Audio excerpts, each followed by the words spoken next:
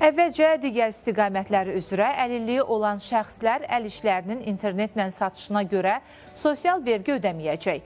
Prezident İlham Əliyev bununla bağlı sosial sığorta haqqında qanuna və vergi məcəlləsinə edilən dəyişikliyi təsdiqləyib.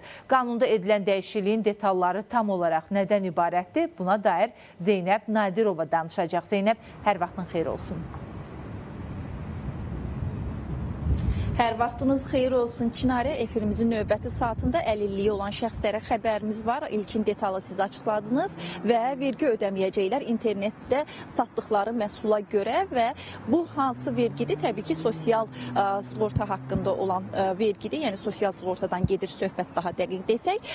Bununla bağlı sizin də vurğuladığınız kimi Prezident İlham Əliyev sosial sığorta haqqında qanunda və eyni zamanda vergi məcəlləsində dəyişikliyi təsdiqləyib və bununla bərabər artıq internetdə həmin şəxslər məhsul satacaqlarsa, sadəcə həmin məhsulun, yəni gəlirin 2%-ni ödəyəcəklər. Bu, onların vergi ödəməsi ilə bağlı həmin işlərin optimallaşdırılması istiqamətində nəzərdə tutulub və eyni zamanda qeyd olunur ki, həmin şəxslər üçün portal açılacaq, yəni həmin məhsulları internetdə sata bilmələri üçün oradan qeydiyyatdan keçməlidirlər. Qeydiyyatdan keçdikdən sonra artıq məhsullarını orada satacaqlar. Satdıqdan sonra onların məhsullarının ödənişi bank kartlarına köçürüləcək və bundan sonra artıq yəni bu dəyişikliyə əsasən həmin şəxslər artıq sadəcə portaldan qeydiyyatdan keçmiş olacaq, vergi orqanlarında qeydiyyatdan keçmələrinə ehtiyac olmayacaq, eyni zamanda vergi hesabatları tərtib etmələrinə də ehtiyac olmayacaq. Bütün bunlar portal vasitəsilə elektron qaydada həyata keçiriləcək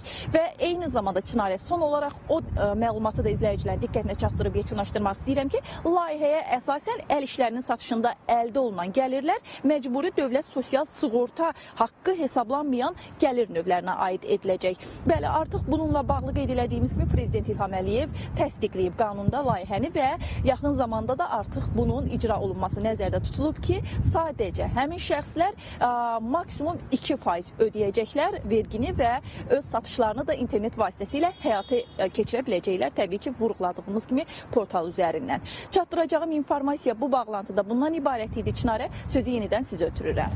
Təşəkkürümü bildirirəm Zeynəb, məlumatı bizimlə bölüşdüyün üçün. İndi isə digər